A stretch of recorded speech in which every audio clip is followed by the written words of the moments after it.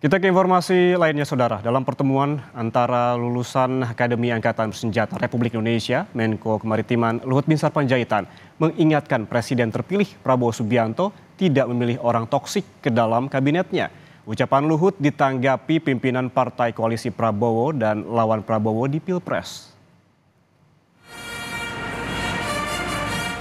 Prabowo Subianto, Presiden terpilih RI, hadir dalam acara pertemuan dengan para lulusan Akademi Angkatan Bersenjata RI atau AKABRI.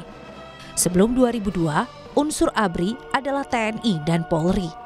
Setelah memiliki aturan sendiri, pendidikan dan lembaga TNI dan Polri terpisah menjadi institusi masing-masing. Dalam pertemuan dengan para petinggi militer tersebut, Prabowo disambut para seniornya, termasuk Presiden ke-6 RI Susilo Bambang Yudhoyono dan Menko Kemaritiman dan Investasi Luhut Binsar Panjaitan. Dan Luhut mengingatkan Prabowo supaya tak memasukkan orang yang toksik ke dalam pemerintahannya kelak. Juru bicara Menko Marves, Jody Mahardi bilang, Luhut hanya beri saran kepada Presiden terpilih Prabowo Subianto untuk tidak bawa orang toksik ke pemerintahannya kelak. Hal ini diungkap Jody melalui pesan singkat yang dikirimkan ke redaksi Kompas TV.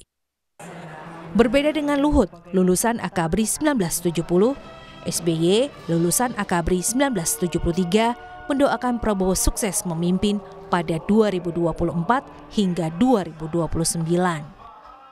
Ingin mendoakan agar Jenderal TNI Prabowo Subianto nantinya sukses di dalam mengemban tugas negara. Kami semua akan berkontribusi, akan mendukung agar pemimpin kita yang baru nanti benar-benar sukses untuk sekali lagi menjaga kedaulatan dan keutuhan NKRI, tegaknya Pancasila dan Undang-Undang Dasar 1945, kibarkan makin tinggi lagi merah putih di pentas dunia. Prabowo adalah lulusan AKABRI 1974, setahun lebih muda daripada SBY. Sebutan orang toksik yang disebut Luhut menimbulkan polemik di kalangan Ketua Umum Partai Koalisi dan lawan Prabowo di Pilpres.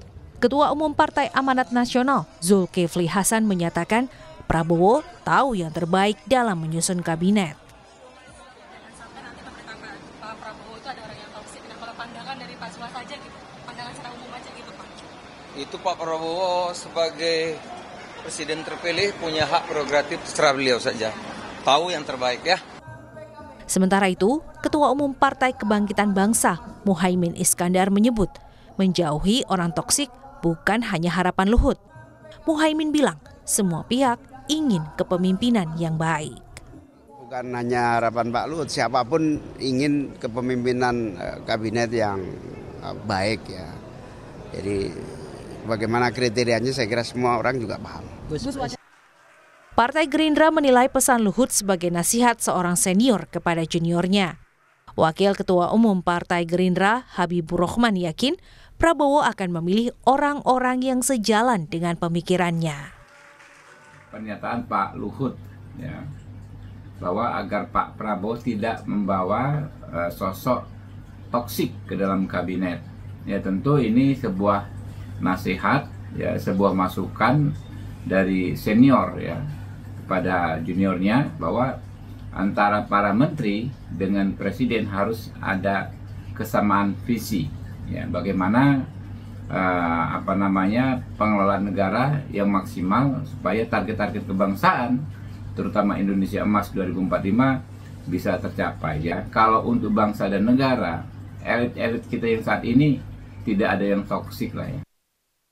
Saat ini, Prabowo tengah menimbang sosok-sosok yang pantas jadi menteri di kabinetnya pada 2024-2029.